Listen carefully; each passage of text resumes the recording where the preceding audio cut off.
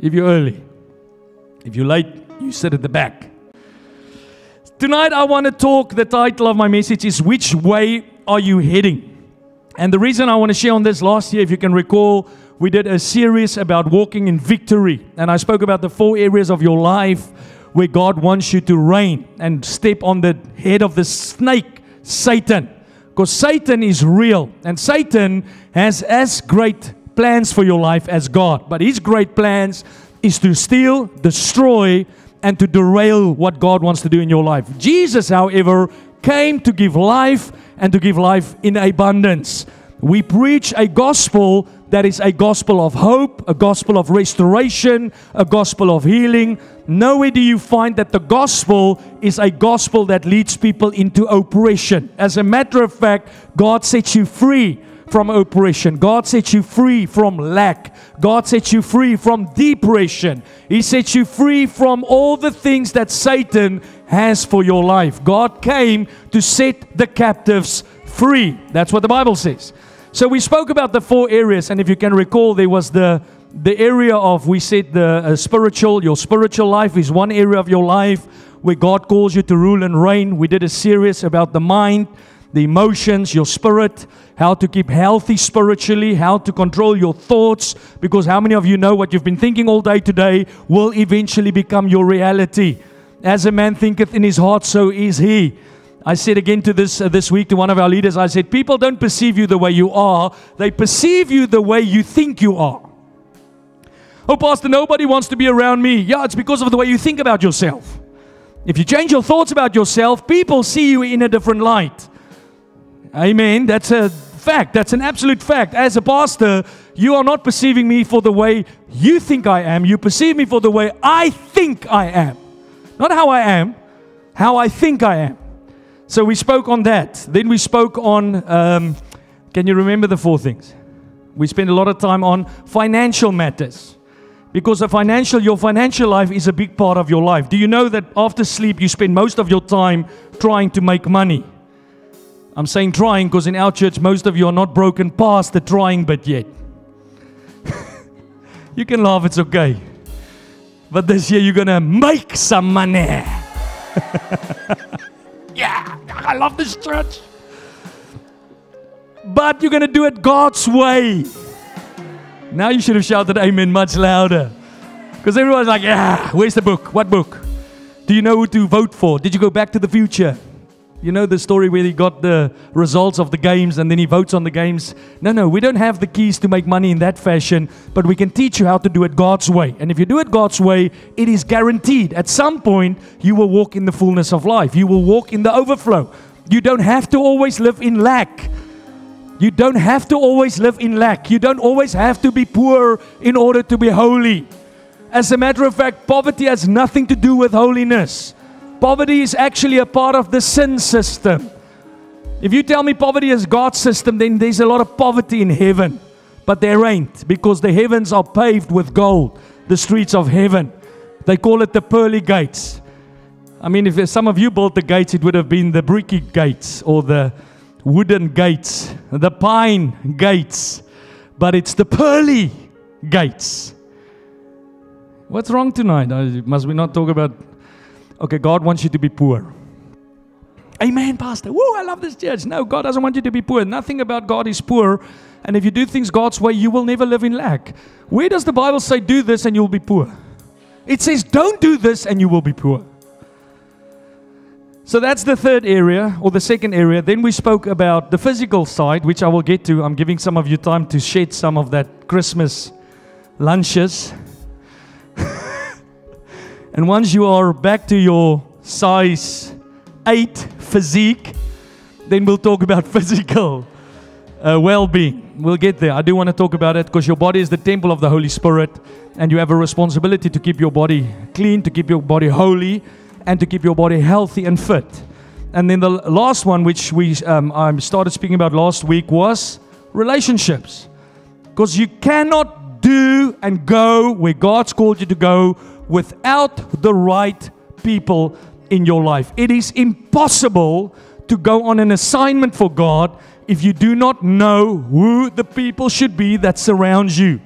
Jesus surrounded himself with 12. There was one devil, but the 11 were people that was for the cause that he lived for.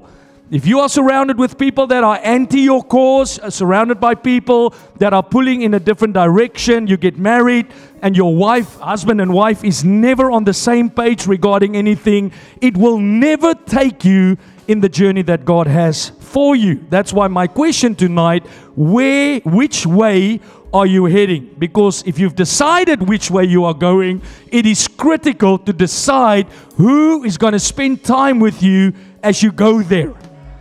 Because many times people think it's intentions that paves the way. I believe it's associations that pave the way. I would never have been here in my life if it wasn't for the men that God put around me in 2004 and 2005 and 2006, which was all great men of God, great men of faith, my pastor, my friend in Amsterdam, all these men that God has positioned around me, my friends in South Africa that are men of faith, men of the anointing, men of purpose. When we gather around the campfire, we are not talking about things that we want to do. We're talking about the things that God wants to do on the earth. And surrounding myself with voices like that ultimately steered my direction in life. The same with my wife. If you get married to someone that doesn't want to go the way you want to go, they don't want to serve God the way you serve God, they don't want to love people the way you love people, they don't want to give money to the church, they don't want to do anything with their lives in line with what you want to do, then you will be derailed in the journey that you are going on. And don't make the mistake thinking that somewhere they will change. If you have people, it's like somebody said one day, if I have to change your girlfriend, then you have a problem. She should be fit before you go to the court to get married. You have to be on the same page long before that time. Many couples make this mistake. Many parents that we speak to will tell you, Pastor, when we got married, the first mistake we made, we did not agree on things. We didn't agree on religion or our spirituality. We didn't agree on what it means to be a Christian. We didn't agree on money and money matters. And I tell you today, 70% of divorces are either money related or it's a lack of communication between couples. Because what are you going to talk about if you've got two different interests in your heart? My wife doesn't talk to me about knitting because I don't like knitting. Okay? But I don't talk to her about cars because she doesn't like cars. So we have a common purpose, a common desire that we both share, which is our love for the kingdom, our love for God, our love for souls. So when we do spend time and we live our lives and we fight battles, it is always from a place of agreeability that we are together in this race and we are together in what God has called us for. We want to achieve our vision together. We want to excel in the kingdom together. We want to build the church together. And couples make that mistake all the time. They fall in love with someone or what you perceive as love, and then they come and say, Pastor, change them. No, we can't change them. You shouldn't have gone that far if you are not in some sort of agreement. You should never have allowed it to get that far. You should never allowed yourself too close to those friends if you know that they don't live for the things that's important to you. I can't remember who said it, but the saying goes, show me your friends and I will show you your future. And over time, I've seen this phenomenon. It's called the law of association. Birds of a feather flock together. You don't live your life according to your intentions. You live your life according to your associations. And that is relationships. Proverbs 13 verse 20 says, if you want to grow in wisdom, spend time with the wise. Walk with the wicked, and you'll eventually become just like them. We have a way of becoming like the people we spend our time with. That's again why the opening statement was, which way are you going? Because you cannot tell me you are serious about your destiny, you are serious about God's service or what God has called you to do. You can't tell me as a young person, Pastor, I'm serious to excel at university, but you always hang out with the crowd at university that's always lacking and behind in the bus. I remember at school, there was always two groups at school. The nerds, we used to call them the nerds. That's the guys that arrives on time for class. They actually do their homework. And then you had what we called the cool guys. Is it the same here in Scotland? So the cool guys were the guys that were sitting at the back of the classes laughing and joking about the teachers. Always smoking during the breaks. having fun. When everyone else was a bit more serious, they thought, but there's nothing to be serious about. But those were the chaps. Now that we fast forward the tape and we come to our 40s, they are still playing those games. Somebody phoned me 2 weeks ago, a friend of mine. He said, I'm actually a bit in shock because I spent time with one of my friends from university. Now, this is 30 years ago, and he's exactly the same person as he was back at university. Still drinks every night, still has to get drunk to have fun, still plans every week what he's going to do on Friday night, what he's going to do on Saturday night. Because that's unfortunately where many people stay caught up in life. And if you are the kind of person at school, university, wherever you live your life, that finds it pleasing, that finds it comforting to spend time around people like that, well, then you know where you're going, bro. You know where you're going. If your best friends are it's always gossipers, your best friends are always the people that moans and groans about life. If your best friends are always drunk, your best friends are always doing things that's pleasing their sinful nature, then you don't have to doubt about where you're going to end up. Oftentimes, I think many of our problems will be solved if we just change friendship groups. But Pastor, I don't want to change my friendship group. You don't have to. You can be friends with whoever you want. But I'm just saying, who you associate with will determine the course of your life. Don't tell me you're going to become a great standout Christian. You're going to do great things for God. But if I look at you and I see who is the people around you, they are all offended. They are all bitter. They are all bent out of shape. They're all trying to live life in the down and out. You will never excel beyond that friendship group. Ever heard of the crab mentality? They did a science experiment where they put crabs in a bucket. And you can go look at it on YouTube. It's amazing. These crabs, about 10 or 15 crabs on a bucket. And the science goes that the crabs will all die in the bucket. So what happens is if one crab eventually gets the epiphany or the whatever, I don't know what crabs get. I'm not a crab. I've never studied crabs. And he starts climbing out of the bucket.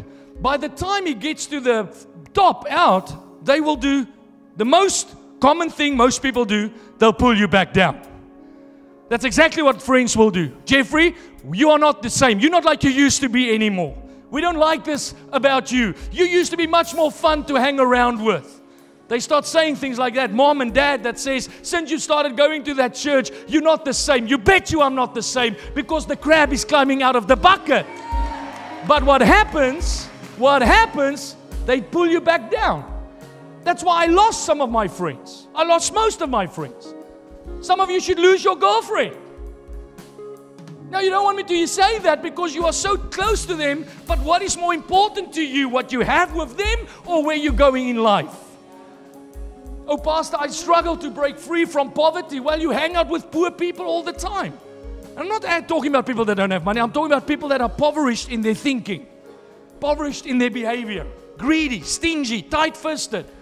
I said to somebody this week, I said, I will never have people around my world that's not generous. Because we will be in conflict all the time. Because every time I want to do something, that person will say, I don't have money. It's not important to me. Then you go to the movies. Then they pay for the VIP seats, the recliners, the popcorn with the caramel, the Coke, double, extra large. They spend all their money. And then when it comes to things that matters, poor people are always like, we don't have money. Well, let's go on a holiday. No, we don't have money. But then they spend all their money on the coupons in the stores. You walk into Costco and you go there to buy food, and when you leave, you've got 2 TVs and a swimming pool. Have you seen those people? That's impoverished because they don't know how to steward what God's given them. They don't know how to think generously. They don't understand what it means to live a life beyond yourself, outside of yourself. That's why I don't hang out with people that is small-minded. I want to be around people that's going to stretch me, that's going to expand me. When I spend time with pastors that's smaller than me, it's to help them, not to be like them. And as a actual fact, I don't have pastor friends that's behind me in the Lord. If I have a pastor that I'm mentoring, it's not because I want to be your friend, it's because I want to lead you. But I hang out with pastor friends that stretches me. I call pastors that's full of faith. I call pastors that's full of inspiration, full of vision. When I talk to them, I don't hear them say, Jeffrey, you should dream small. I hear them say, Jeffrey, dream big dreams. God can do anything you give it to Him. Or will you trust Him for? But if you keep hanging out with people like that, that's how you will stay. Listen, in church, we as pastors have this, I'll give you a secret, how we measure people. So if you come through the door and the first group you gravitate to is a bunch of offended people, I know you've got offense in your heart. How is it always possible that offended people find offended people to talk to? We had an instance in London one year where a person got offended with the pastor. They left the church, and then 6 months later, you see that person connected with a person they've never met before, and the two of them has become best buddies. Because birds of a feather flock together. Show me your friends, and I will show you your future. You know, when I had this revelation as a young man, I decided, God, so what I should be doing, I should be intentional to choose my friends. And I shouldn't choose friends that I want to be around with. I should choose friends that will be kind to where God wants to take me. That's been a big prayer of my life. I remember for many years I prayed, Lord, please send people that will enlarge me. Bring me into the worlds of men that are bigger than me. I still pray that prayer. Take me, God, to worlds and environments that will shape me, not comfort me. I don't want to be comforted in my losses. I don't want to be comforted in my defeats. I want to learn how to overcome, because there are others that's gone before me. And if I spend time with them, I will become like the people I spend time with all the time. The Bible says in Proverbs 12:26, the righteous should choose his friends carefully. That talks about intent. So if you just tell me you're friends with someone because they were available, maybe you should ask, why are they available? Because some people should not be your friends, even in church. Tonight the amens are very few, because many of you have dodgy friends. You know, there's some of you in our church that thinks it's cool, and again, you can do what you want. Honestly, I'm definitely not a babysitter. Some of you don't need a babysitter. You need what my dad would call a cane. To cane enable you. And I look at sometimes in our church, because obviously I'm a pastor, and if you will never understand until you're a pastor yourself. If you pastor for 17 years, you pick things up that very few people pick up, because you work with people all the time. It's like when you work with Ian, is a great example. He's an engineer. So Ian sees things that every time I talk to him, I'm like, how did you even notice it? Well, that's what happens when you spend time on something a lot. You become sensitive towards it. So when you're in the church all the time, amongst people, working with young people, planting churches, building churches, moving amongst different groups, you see things, you notice things. And you know what? Something I notice very commonly in the young people, how they have a world in church and a world outside of church. And then they can't understand why they're always at conflict as to why they don't want to worship God. One day they want to change the world, the next day they just want to make money. They can't understand, Pastor, I was running for God, in love with God, and suddenly lust has taken the better of you. Now you're consumed with lustful thoughts, and you want to go online and do things that you would never have considered before. I tell you today, it's because you are hanging out with the wrong crowd. Spending time with the wrong people. You shouldn't be spending your time with the wicked. You shouldn't be spending your time with people that is not on the same page as what God is with your life and about your life. I mean, me and my brother are twins, and we were best friends. So we spoke, and we still do. I mean, my wife knows, we speak 4 or 5 times a week. Very close. But there was a season in our lives when I got saved where I couldn't speak to him anymore. I couldn't share my life with him because he was not on the page that I was. Every time we spoke, he would put water on my fire. Oh, Jeffrey, but you can't do that. Oh, Jeffrey, but you will never excel in that. Oh, Jeffrey, that's not for people like us. And at some point, I made a decision. I'm not going to share my deep secrets with him any longer. Jesus said, don't feed your pearls to the swine. I'm going to protect my reservoir. I'm going to protect all my treasure. I'm not going to let my treasure be left out for people that's not interested. Look what happened to Joseph when he shared with his brothers what he wanted to do.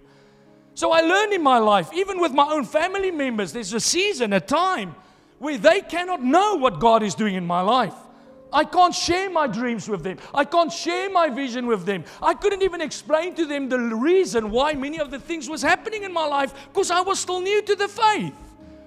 I could sense that something is changing. Something inside of me is working. My life is growing in the Lord. And there are things that's different to me. I don't see it the same way. And every time I would speak to them, they would criticize me. They would criticize the church. They would criticize the pastors. Oh, the pastors want your money. Oh, the church is just trying to control you. And I knew at some point, if I want to go in this race, I need to shut that door, which I did.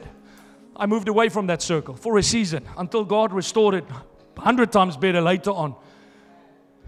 I mean, my dad one day spoke to me about CRC. He said to me, CRC this, CRC this, CRC this. I said, Dad, how can you talk like that about the church that I've poured my life into? Your friends and family talks about CRC like they want, and you can't understand why you struggle with CRC. You will struggle with CRC because you are divided inside because of the associations. You are playing according to the environment you find yourself in. My dad one day called me, said to me about a pastor in South Africa, which is one of the senior pastors in the vision that we're part of CRC. And my dad started criticizing the preacher. I said, Dad, I'm going to stop you there. My dad, I'm going to stop you there. He said, what? I said, if you ever talk like that about any of the pastors in this church like that ever again, we will never talk again. I mean, my dad could feel in my voice, this man ain't playing now. And then my dad backed off. He said, I'm sorry. I said, I'm not angry at you, but you cannot come with that voice into my life because I have to protect what God is doing in my life. People talk, your friends talk. Your friends talk about your home cell leader. They talk about your spouse. By the way, husband, if I come to you and talk to you about how bad your wife is, how would you act? Who of you have best friends that hate your spouse? My friends love my wife, and if they don't love my wife, they're not my friends. It's simple. So if the church is the body of Christ and the bride of Christ, why do you hang out with folk that have their mouths full about the church? And then you can't understand why you struggle with your relationship with Jesus. It's because you are divided in yourself.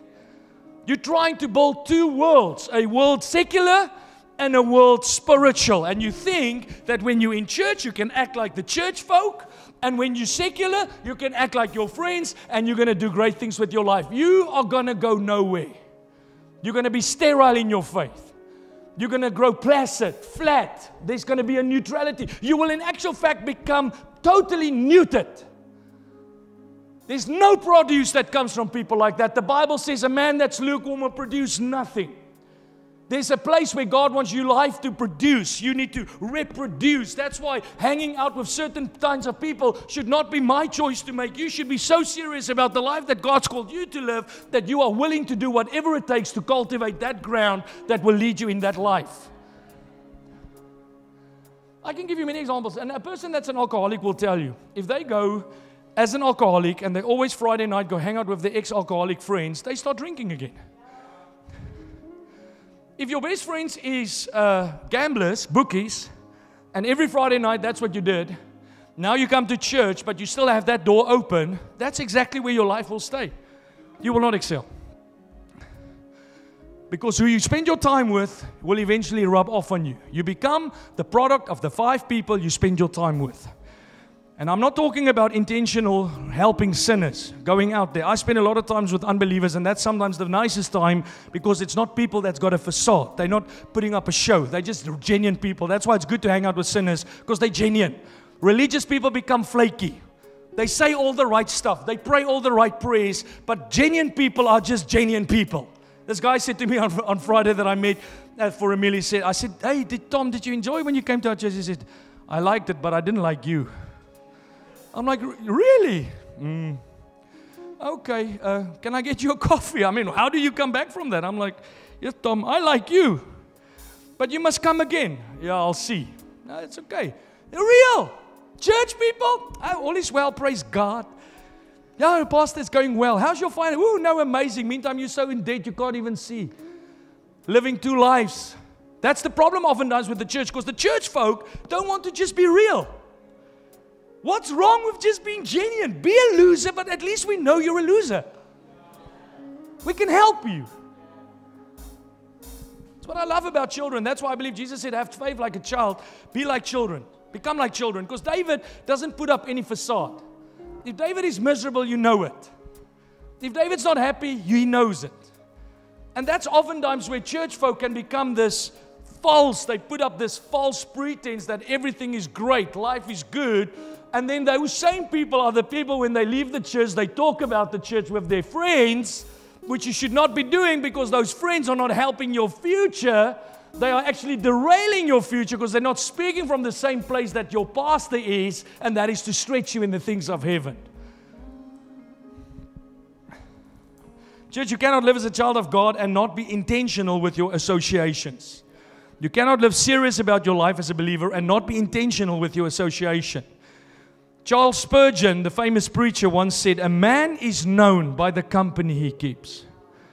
So don't show me who you are, show me who your friends are. If you know a person's friends, you know everything about that person. And the same goes for marriage. Those of you that wants to go into a marriage, take your time and ask yourself the question, is the person interested in what I am interested in? We sit with countless of couples that we counsel that never laid the right foundation. If your husband is never coming to church before you got married, he's probably going to do it the same way after you get married.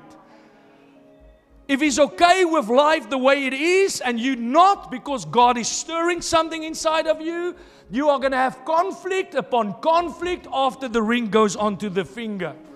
So that's why you take your time. You look at this person. You study them. You ask people that you trust to pray with you, to get counsel from them. What do you see? What do you know or hear about this guy? I had a couple ones that came to me. The guy said, or the girl said, Pastor, I want to marry this guy. I said, don't marry the guy. And she got mad. She got frustrated because why does the pastor want to stop me from having fun? But the pastor knew what she did not know. Because sometimes God shows us things, and I knew that this guy was busy playing with the ladies. Couldn't tell her that because as a pastor we have a code of conduct. We keep matters confidential. So we trust that when we tell a member of our church, don't go there, that they will have enough sense to understand the pastor is not anti someone, the pastor is covering someone, protecting someone. Many times. That's why even in our church, when couples get together, I speak openly about it because I want to show the example. Because I've married about 7 or 8 couples in our church that did it properly. They did it properly. Didn't go for the first motion. Oh, I like them. Now they go. They pray. They get wisdom. They sit down. Speak to us. What do you see? Because sometimes I see what you don't see, whether you like it or not. That's wisdom. Sometimes I tell some people in our church, don't spend too much time with that person. Oh no, Pastor, but God says we should love all. The same God said, be careful who you associate with. He says it. The same God says, if you spend your time with the wise, you will become wise. That's maybe why you make such unwise choices all the time, because you spend your time with unwise people. Oh, but Pastor, I don't have any friends. No one wants to be my friend. Well, I've got a principle for you. Change. Sow into the lives of the people that you want to spend time with. Become blessing to them. Stop having this takers mentality. Again, I said this week to my staff, because we had a meeting, I said, none of you would have been on staff if you're a taker. Not one of you. And if you grow into a taker on my world, you're going to get almost said exercised. Exorcism. Leave. Why? Because we can't coexist in an environment where I have to spend time with someone that doesn't want to be a contributor. It's the first thing that I do when I work with people. I teach them to give. First thing. And if they don't want to give, we cannot coexist in the same environment. We cannot. Not because I don't love you, but because you're not willing to change. Same thing happened with me. If you want to, we have a fancy saying, it's not so fancy, I can't say it because we're online. But if you want to play with the big dogs, you cannot pee-pee like a puppy. Ever heard that before? So you cannot come to me and say, Pastor, I want to do great things with my life, but you act like someone that's going nowhere. Can't say to me you want to soar with eagles, but you cook with the turkeys. Somewhere you need to make an intentional effort to choose how you're going to spend your time with people that you know is going to be kind to where God wants to take you. I love what Casey Treat said. Pastor Casey said one year, he said, don't just be friends with those that are friends to you, be friends to those who are friends to your future. That's the kind of people I want to hang out with. That's friends to my future. And not my future or as a defeated foe. Even if you're going through a challenge at the moment, maybe you're facing a divorce or you're facing a hardship or you're facing lack, you've lost your job, you've lost whatever, because we all go through life. Life's going to happen to you. Who's the people that's your confidants in times of trouble? Who do you spend your time with when your husband walks out or your wife walks out? Who's the people you surround yourself with when you get fired from your company? Because if you hang out with the turkeys, you will stay exactly where the enemy kept you. But if you hang out with people of great faith, if you hang out with wise people, people that are full of God, full of the anointing, men that have seen God, men that walks with God, time with those men will change stuff inside of you. Time with those men will propel you into the next season. You see, what some people get canceled by, others just step upon into the next stage of their life. Cannot tell you how important this is. And you know what I see in Edinburgh, in Scotland as a whole, there's a very small mindset in people. It's like the example that I said with our staff. When I see young people go to London, because I was in London for 12 years of my life, young people want to sit in the top of the skyscrapers. They want to excel. They want to spend time with the Robert Kiyosaki's, the Warren Buffetts, the great minds of our time. You come to Edinburgh, who's Warren Buffett, Pastor? Who's Robert Kiyosaki? I want to ask a guy, do you know Warren Buffett? He said, no. What do you mean you don't know Warren Buffett? He's one of the greatest minds of our time. Elon Musk, they criticize Elon Musk. How do you criticize Elon Musk with a credit card? You don't even have a job. I don't agree with how Elon Musk does politics. I don't agree with how he does politics either. But if I have the opportunity to sit with him, I'm going to have the notepad, not him. Not to buy a Tesla, to learn. So London was totally different. Came here. Now it's a bit better because we're working layer upon layer. We're breaking the ground. You must pray for me as a pastor. Because I came here from London, and in London, people's minds are big. Young people want to change the world, want to fly high. They want to change companies. They want to become CEOs, prominent in corporate. Then you come to Scotland, no, your best buddies is the gangster. All you dream for is just to make it through the end of the year. I invite you to come into my world. It's not happening often, but it has happened. And you would say no because you don't have money. I want to help you get some money. But they've got this crab mentality because Scotland is doing what aquariums do to big orcas. They clip your wings. Have you seen what happened to an orca in an aquarium? And then you set them out into the big ocean and suddenly that thing stands straight up again over time because it's got an open environment. It can swim. Don't have politics that tells you you cannot do it. Don't have people that say because you're black in Scotland, you cannot do it. Yeah, because you're black in Scotland, you should do it. You should do it. I love the story about Pastor Kester in London because he got saved in my structure. If they're watching now, I'm going to get a message from Pastor Tabo tomorrow. Stop blowing your own trumpet. I'm like, I'm not blowing my trumpet. Maybe I am a little bit. But Pastor Kester was a German whip kind of caliber. You know, the guy with his arm out of the car, yo, what's up? Like some of you young brothers, the sleek. But Pastor Kester got saved at a young age. He was 18. So I remember when he came to the church and he was driving this a German whip. Do you know what a German whip is? It's a Mercedes. This long, low-profile car. The thing. And over time, he came to prayer meetings, he started getting involved, and suddenly he started to see a world that he wasn't used to when he grew up. Because he's never seen people live like the church. Men of faith, men of great conviction, men that wants to change the world. He's never had that exposure to men of vision. So He saw that these men are different, but he also saw that there's only white men in this world. Why is there no black men in this world? So he went to Pastor Tabo one day, he booked a meeting, he sat down, he started his story, nice church, everything, and he said, but Pastor Tabo, I've got a question for you. Why is there no black people here in this world of leadership? And he said, you can choose to be the first one. Because what others were not prepared to do, you can decide today, I will do it. Because there was no other reason than the willingness and the desire to step into that what others maybe missed before you.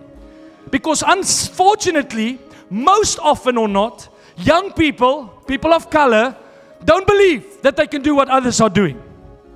And how do I know that? Because I look at your behavior on a Monday morning, 7 o'clock. Because at a Monday morning, 7 o'clock, when I was 23, I was up and praying. I maybe did not have the fancy job. I maybe only got 24,000 pounds a year, but I was praying, God, use me, studying my Bible. When the companies called and said, Jeffrey, there's no work for you, I didn't go back and hang out with my worldly friends. I called the church office and said, can I come and serve at church? Because I want to be around the right people. I don't want my life to just float about. I want to serve God. I want to grow with God. And there was a desperation in my heart not to live my life like the family I came from. Oh, Pastor, but there's nothing wrong with my family. Kudos to you, mate. Kudos to you. My family was probably more prosperous than yours. But the reason I don't think like you is because I've tasted from the heavenly gift. My dad gave me everything. I didn't pay for student studies like everyone else in South Africa. We came from a blessed household. But there were things in my household that was lacking. Things that I read in the scripture that God promised those who follow Him. God promised those who covenant with Him. Black, white, pink, purple, gray, whatever your color, whatever your age. God made a promise to us. If you will follow me, I will make you something. And it grabbed a hold of my heart. And I cut. I'm not going to spend time with that guy anymore, because every time I spend time with that guy, I feel depleted. You know those people, when you spend time with them, you leave them, you're like, oh my days, I need a holiday. Because they are there. My friends were like that. Not when they were drunk. Man, when they were drunk, they were the men of the party. Shirts off, everybody having a laugh. But like my mom once always said, a drunk man is always funny until it's your husband. Yeah, that's deep truth. So you have to learn. Young people, you have to learn. All of you. There's great people in our church. Great black men in our church. Amazing. Black ladies. Sorry for being like that, but I want to be like that. Because I want to confront this voice that's constantly, this undertone that your race makes you different. This undertone that tells you, it's like this one guy said to me this week, Pastor, why do people think like this? We don't think it consciously, but subconsciously. If you see a black child in a gang, it's okay. A white child in a gang, everyone is shocked.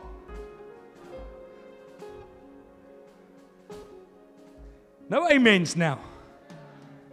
Well, it's okay. Go think about what I said. If I'm wrong, come and correct me.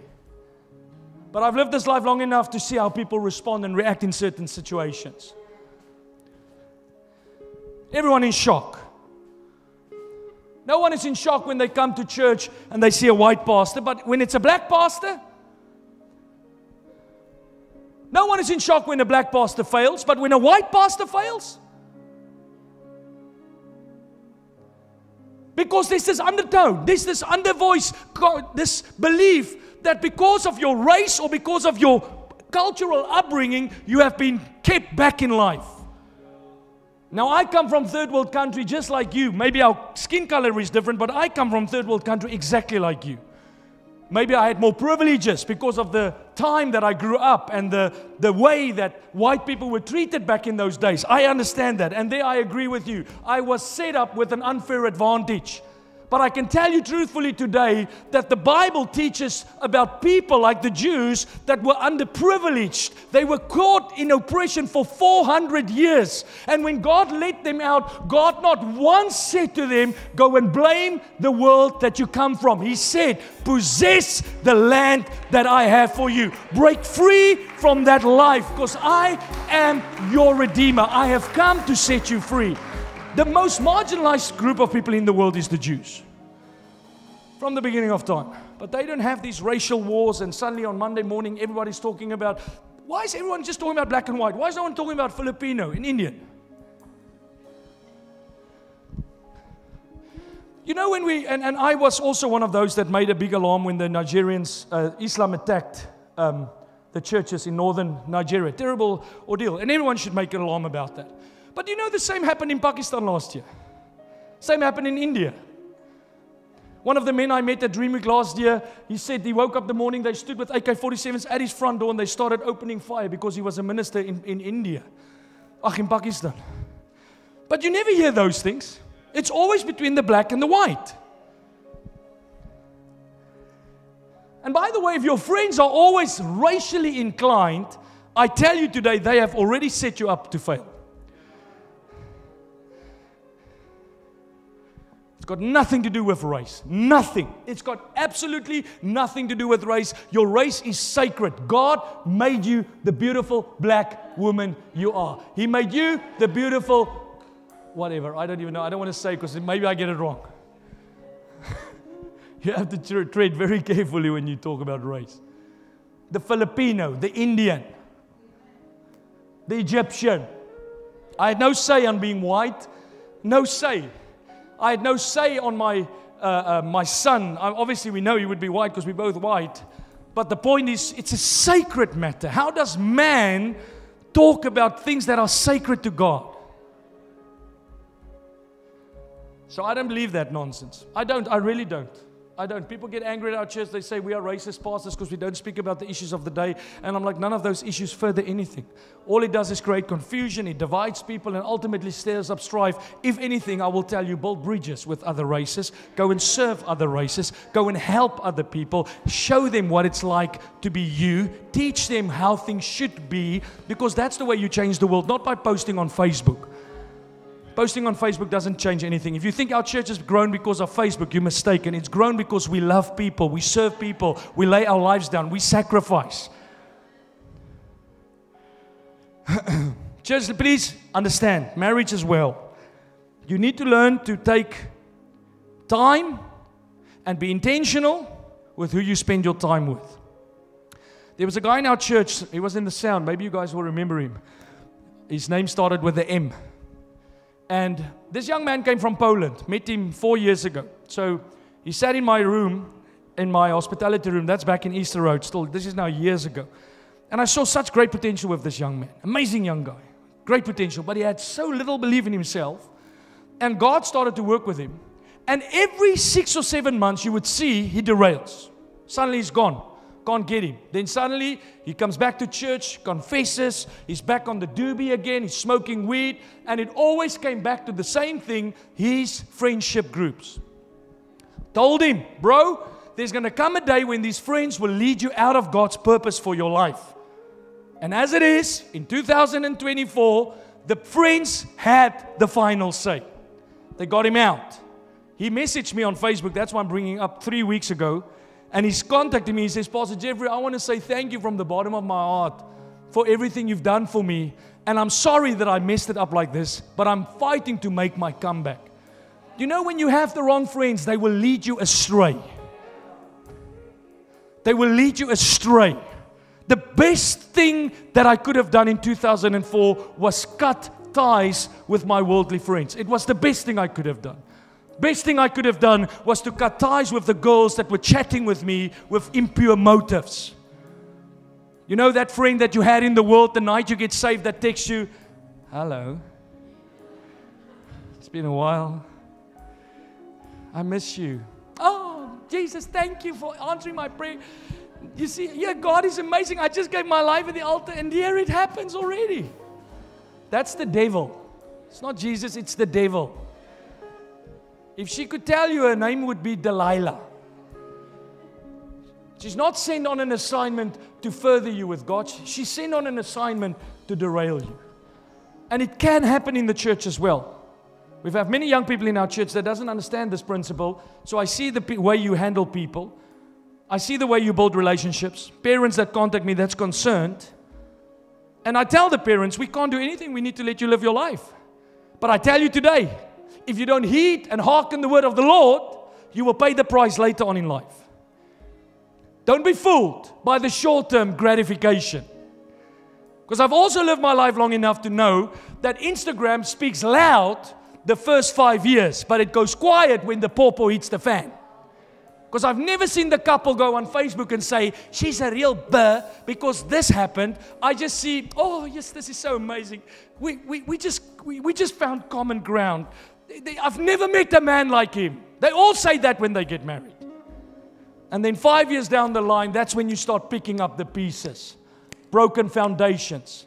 People's lives that is falling apart. Young people that's actually never sold out to the kingdom before they met their lover. I don't sit with couples and counsel couples that sold out to serve the kingdom. I see when they go through tough times. I say to them, I can see you struggling, come see me. But they just have a way to jump over the obstacles. And then those that start with the wrong foundation, at the beginning years, it's holiday, life is good, new cars, new house, new babies. You know what the babies have actually done and all those things have done? It's kept your focus in the wrong place. Because once when you don't have the money for the new car, because after 4 kids, money becomes a little bit tricky. Once your wife cannot go to work like she used to. Once your boss phones you and say, we're going to let you go because there's no more space for you. When those things start happening and the foundations are not right and the two of you are not together, hell breaks loose. And then you don't see it on Facebook. You hear about it years later when you've also followed in the same bad decisions as them. That's why I never get inspired by people's Instagram. I get inspired by people's story as it aligns with Scripture. That inspires me. It inspires me when people say, Pastor, we waited and God brought us together. It inspires me when people say, Pastor, I cut loose from that guy and God brought me the right man. That's like, come on, man, I want to tell your story to everyone in our church because I want them to know how God can restore and how God can do it. Because ultimately God can. The issue is not whether God can. The issue is, can you? In 2 Corinthians 6 verse 14 to 15, the Bible says, don't team up with those who are unbelievers. Oh, Pastor, I've got this almost said prophetic friend. Some of you must be careful for your prophetic friends as well. You know what's the first thing about a prophetic person? Before I listen to a prophetic person, I look at their lifestyle. Because I've learned it too many times. Prophetic people are unsubmissive. They have absolutely no regard for any governance. Their own lives are never in order. If you have such a great prophetic word, just prophesy a job for your husband. How's that for a start? Your children are disorderly. Now you want to come and prophesy over my life? Please wait. Had a lady one year said, I need the mic. I said, no, you don't need the mic. You need character. Get character first. Get integrity. Build the things that matter. So when the mic comes, when you prophesy, it's prophetic that brings encouragement to the body. So if you have prophetic friends, be cautious of them. And if they live the life, let them speak all they want. My pastor is very prophetic. When he prophesies, I'm like, bring it on, more. Because he's qualified himself through his character. The Bible says the enemy will come like an angel of light. Do not receive every prophetic word. Test the spirit. Test the spirit. We had a lady in our church, elderly lady, and she used to prophesy many moons ago. And every time this one girl texts me, she said, Pastor, I feel very uncomfortable. This person has given me a prophetic word. I said, forward it to me. So she sends me the word, spot on, accurate. But there was an agenda in the prophetic word. It was to disconnect your heart from the house to herself. Because that's what people do. They use their giftings to draw people to themselves. In actual fact, God calls you to use your gifting to draw people to Him, to the kingdom, to the church. So I'm very cautious with prophetic people. Very. As a matter of fact, God had to reprove me at some point not to resist the prophetic, because the scripture says prophetic is a gift from God. But you have to learn how to navigate it. My pastor many years ago, I'm talking 24 years ago. No, not 24, 20, what is it now? I can't even remember. You get lost in the 20s, but it's a long time ago. One of the zone supervisors in London came to Pastor Tabo and said, Pastor Tabo, I want to go to this prophetic conference. Pastor Tabo said, don't go, it doesn't sit right. And he went. The night, the pastor started prophesying, calling people to the altar, and they just crying and weeping. 3 weeks later, deceived. Doctrine twisted. Totally lost the plot. Started sleeping with the women in the church. Started losing himself in the Lord. Suddenly, he's become a total different version of the man before the conference, because that's the power of the prophetic. So Paul also says, do not let people lay hands on you hastily. No one lays hands on me unless they are my leaders or people that I trust. I had a guy once, I loved it. Pastor Tabo was we were in a service in London. I was still a junior. And we were sitting in the table, and this guy stood up and said, Pastor Tabo, can I pray for you? I want to lay hands on you. He said, rather not, thank you. I'm like, man, you've got guts. I would probably have said, sure. Not anymore, because I know. So it's critical for you to understand the power that's in people's voices, the power that's within people's touch, your hands. Just the other day, my wife came and sat on the sofa, and my hands just touched her hand, and I'm like, why does it feel like that when hands touch? Have you thought about it? Why doesn't it feel like that if you touch here? If you touch your girlfriend's hands for the first time, what's the feeling? Closeness? Because there's something about the touch. The Bible talks about the laying on of hands, the release that comes when we lay hands on people. So I don't let people lay hands on me. I don't let people lay hands on people in our church. Home cell leaders can lay hands on people because they've been proven through time. Are you okay? Please be careful for the prophetic. Some of you have a prophetic gift. That's why you're drawn to the prophetic, which is good. I have actually met with some of the prophets in our church, and I said, listen, you have a gift. I can see it. But it's critical that you stay close to the anointing. Because my authority, it's not to control you, but it's to help safeguard you. Because it can come a crucial. I mean, we had a girl in London. She was so accurate in the prophetic. Honestly. It was like whatever she said just happened. Spot on. One day I walked up to my wife.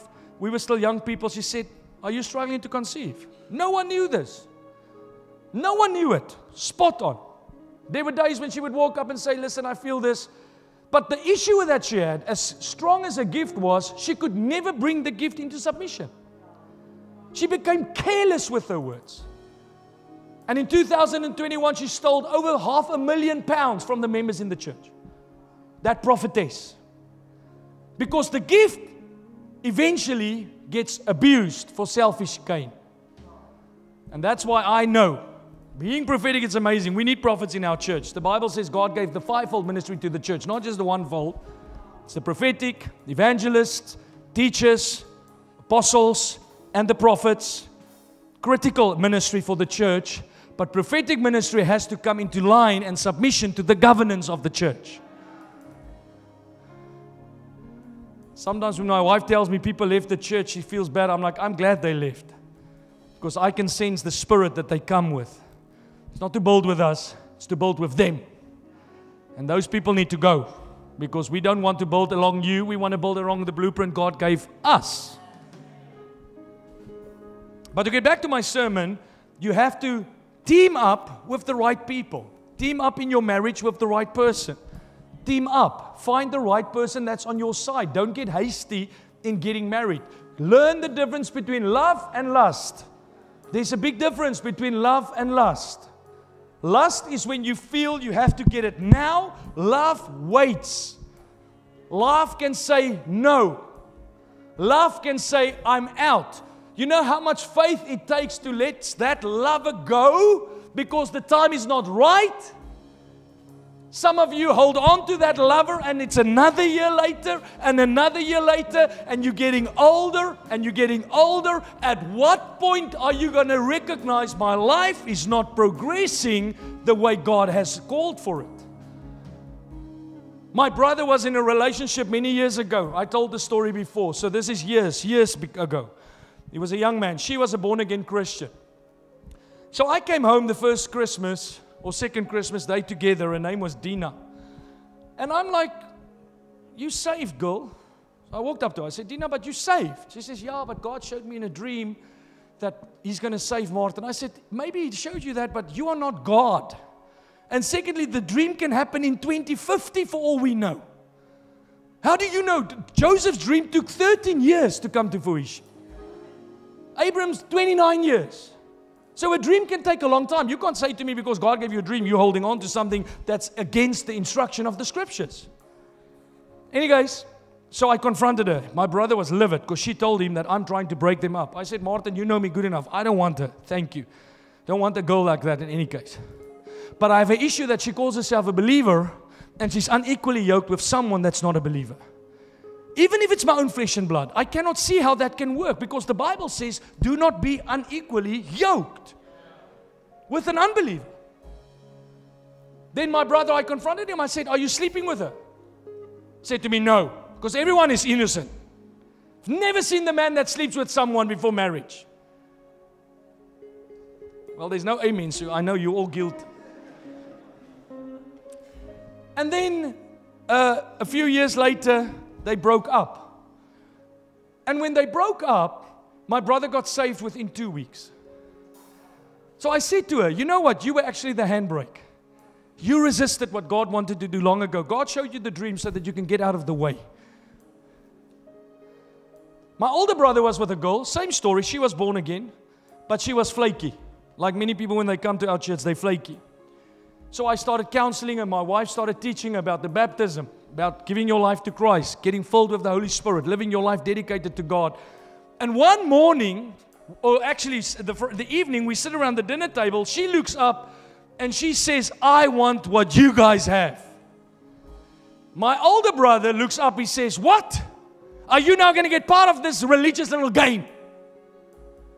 So we all went to bed. Next morning, we go and we wake her up, go baptize her, and that man sat outside in his car with a cigarette, hellfire in his eyes. That's where I saw how Lucifer, through a person, will keep you bound. And after she got baptized, it was a question of days when they separated. Because the Spirit of Christ cannot be in the same environment as the spirit of this world and there not be conflict. God will not enter the ring with Satan to tag team with him. When Jesus enters the ring with Satan, there's going to be a showdown. There's going to be a fight. There's going to be a resistance. There's going to be a voice that will speak against, a spirit that confronts. And when that happens, it is impossible for two people to stay together. That is why many Christians become lukewarm in order to keep those relationships alive. And now you live your life in a 50% state. Can't understand why Christianity is such a frustration to you. Why you don't go forward in life. Why are you still struggling with the visa, the money, the career? Everything is going nowhere. You're struggling with everything in your life. It's as simple as looking that lover in the eye and say, because of Jesus, I am leaving you. Bye-bye.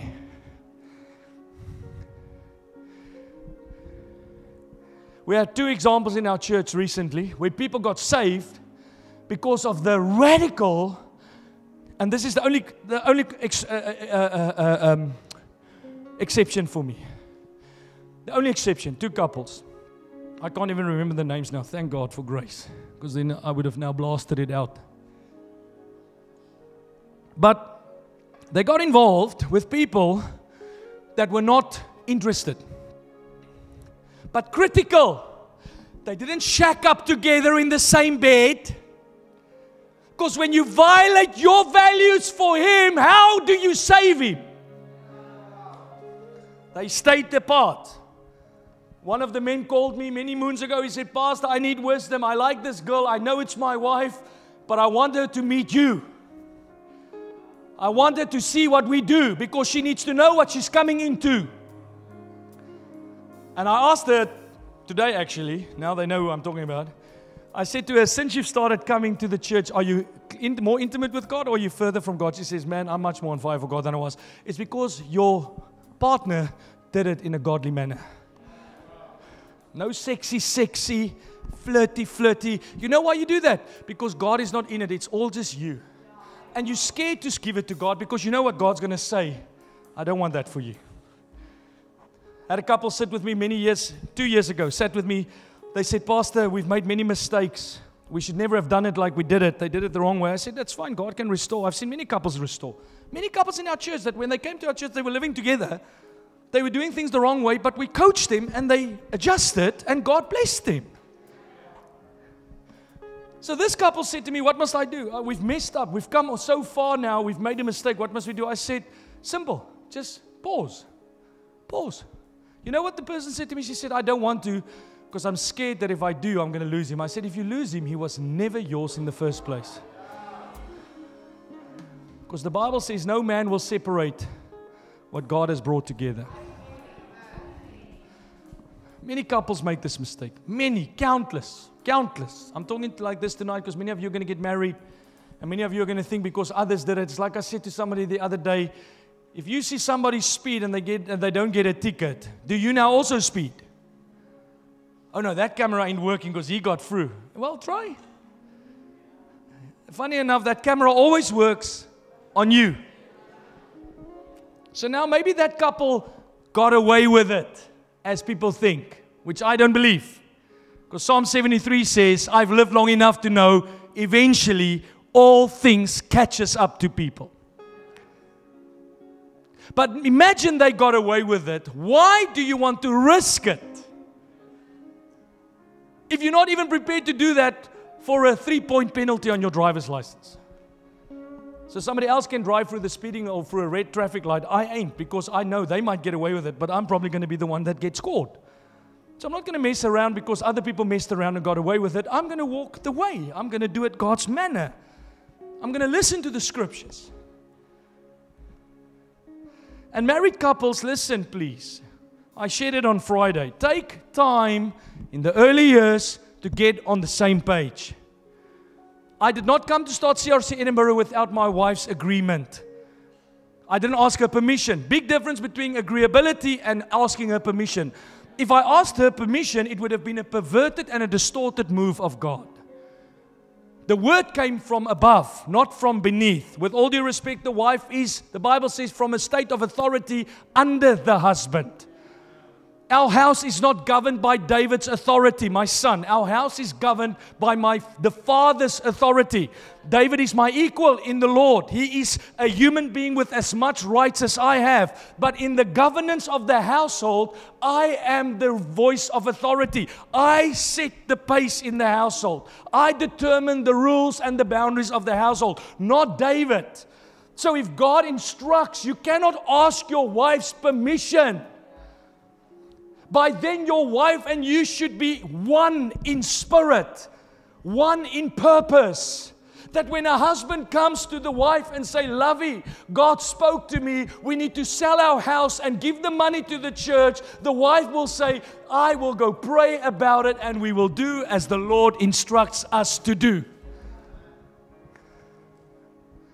That's why you need to spend time in your formative years, your early years as a couple, not just to go on date nights, but to talk about things that's important. I said to a businessman or someone that wants to go in business last week, I said, you cannot go in business if your wife is not in agreement because it's going to be conflict day upon day. Every time you come home, she's going to fight you. There was a season when we were living in debt to our eyeballs. And it wasn't her making, it was my making. She had big bucks coming in through her company that she worked for. I had nothing. But not once did I come home and she stood there like, where's your part? Like some of our beautiful couples. When that husband steps into that house, you standing ready there with the whip. She never did. Not once. She's not once did it. You know why she never did it? Because we were in agreement that God spoke to me, that God called us, and we are together in this. She made much more money than I made. And many times I had to spend the money she was making on the dream that we were busy building. Buy tickets to fly to conferences. Well, she doesn't have clothes in her closet. I'm buying tickets to fly to conferences. Most of your wives will call the pastor. Pastor, my husband. My wife never felt like that because there was team. We're a team. Till this day, we're a team. When I told her end of last year we need to move to Wishaw because we need to plant a second church, she wasn't like, well, then you go and I'm going to buy a second house. And by the way, who's paying? We both know who God is. We both know what we've called to be to. And she said, let's do it. Like she's always done. Always. That's one thing I've never ever had to. Obviously, there's some conversations. If you're close to us, you will know there are some cool conversations between us. But we are a team. And Paul said, put that scripture back up. He said, don't team up with those who are unbelievers. Don't team up with the people that's believing for different. I want to close with this story. I'm going a bit longer, but this is an important principle I want to teach. And I'm only going to teach on it one time, tonight. Luke 5 verse 17 is an example of what people can do in your life. One day, many Jewish religious leaders known as Pharisees, along with religious scholars, came from every village in Galilee, throughout Judea, and even from Jerusalem, to hear Jesus teach. And the power of the Lord God surged through him to instantly heal the sick. Now here it comes. Some men came to Jesus carrying a paraplegic man on a stretcher. I want to say some friends came with their paraplegic friend to Jesus. Good people to be around with. They didn't bring their friend to a nightclub. They didn't work overtime to get their friend away from Jesus. They worked overtime to get their friend to Jesus. Listen.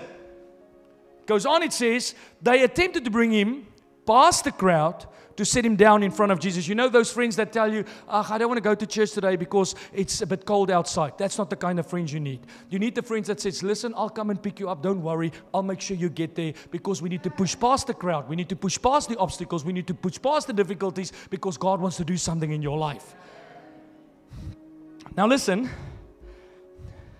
But because there were so many people crowding the door, they had no way to bring him inside, meaning they were rejected or resisted, couldn't get through.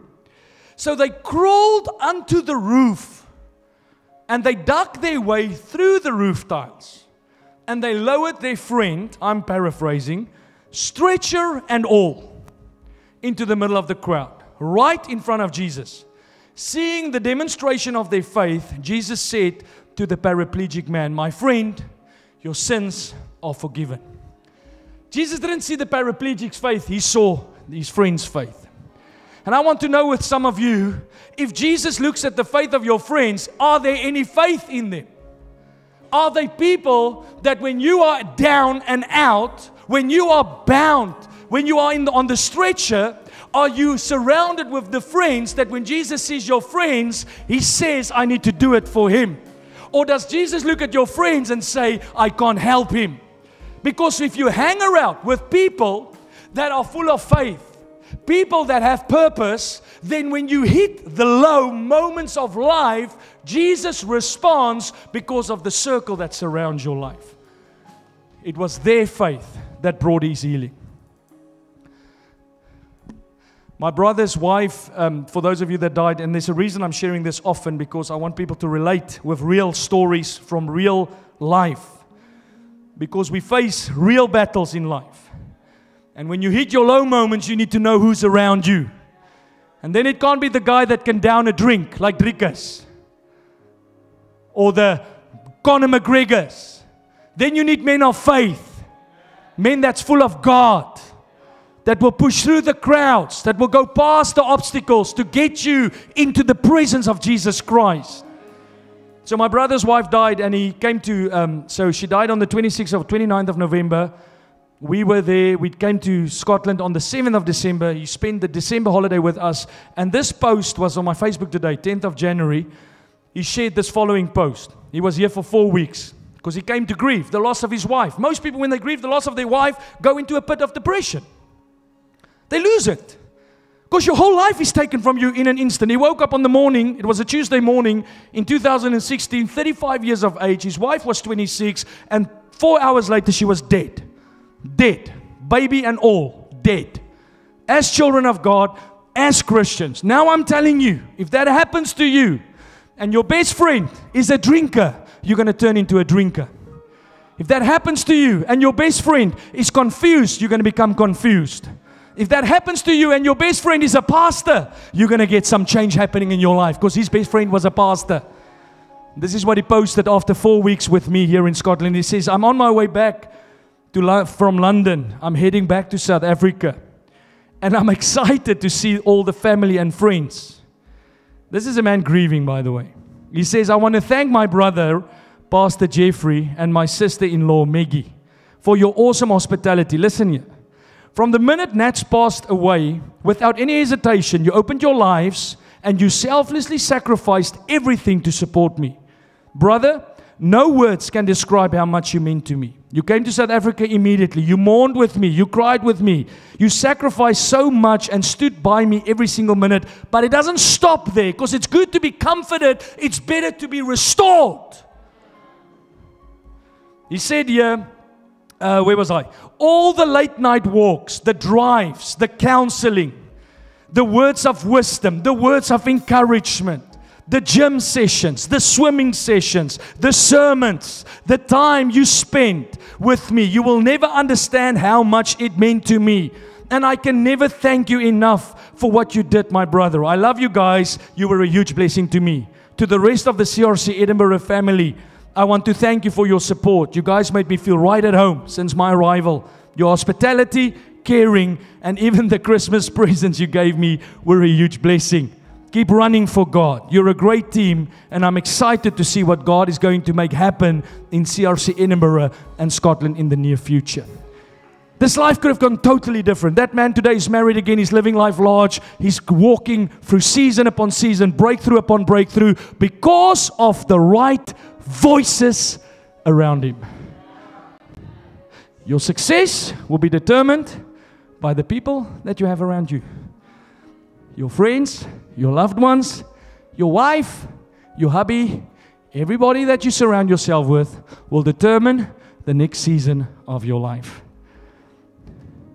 Wise people spend time with the wise. Fools hang out with the wicked. Amen. Which way are you heading? Amen. Amen. Amen.